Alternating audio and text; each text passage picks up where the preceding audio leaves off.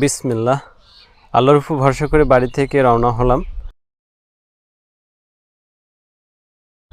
আর এখন প্রায় 4টা বাজে। সূর্য ইতিমধ্যে পশ্চিম দিগন্তে হেলে পড়েছে। আমি যাব একটা মানসম্মত ইফতারির দোকানে, কারণ আমার আজকের উদ্দেশ্য হচ্ছে কিছু ইফতারি কিনে আমি রোজাদারকে দিব। তো আলহামদুলিল্লাহ বলতে বলতে আমি সেই দোকানটিতে এসে পড়েছি। আর এখানকার ইফতারিগুলো খুবই সুস্বাদু ও মজাদার। এখানে প্রতি ইফতারির সময় কিন্তু প্রচুর ভিড় লাগে, সিরিয়াল ধরে ইফতারি নিতে হয় এখানে। তো আমি তাদেরকে আমার ইফতারিগুলো অর্ডার করলাম। ওনারা সুন্দরভাবে প্যাকেট করে সেগুলো একটা কার্টুনে করে আমার গাড়িতে বেঁধে দিল। তো আমি সেগুলো নিয়ে রওনা হলাম।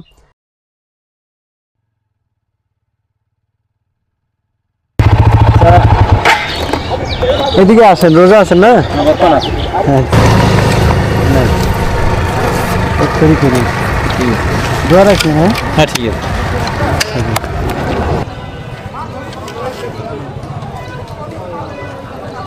রোজা আছেন নাকি? রোজা থাকলে না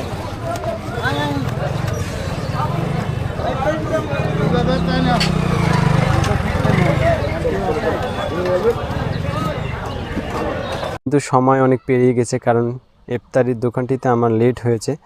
ওনাদের প্যাকেজিং করতে অনেক লেট হয়েছে। যাই হোক, আমি এরপরে আরও কিছু রোজাদারকে ইফতারি দিলাম।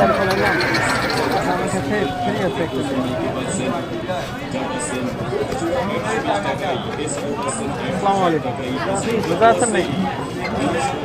নেন একটা ইফতারি নিন।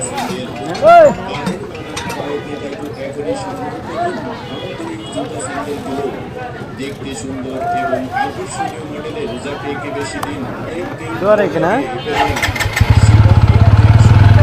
আর এদিকে ইফতারির সময় ঘনিয়ে আসায় আমার কাছে কিছু ইফতারি অবশিষ্ট রয়ে গেছে।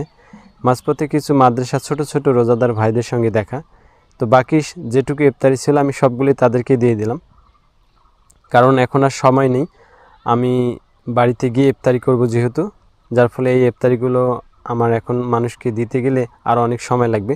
তো এই ছোট ছোট ভাইরা কিন্তু রোজা রেখেছে। আলহামদুলিল্লাহ আমি সবগুলো ইফতারি তাদেরকে দিয়ে দিলাম, তারা হয়তো অনেক খুশি হবে। তো শেষমেশ তাদেরকে ইফতারি দিয়ে আমি রওনা হলাম।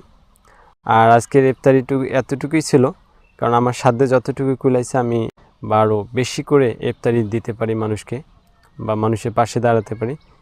সবাই আমার জন্য দোয়া করবেন। আল্লাহ হাফেজ।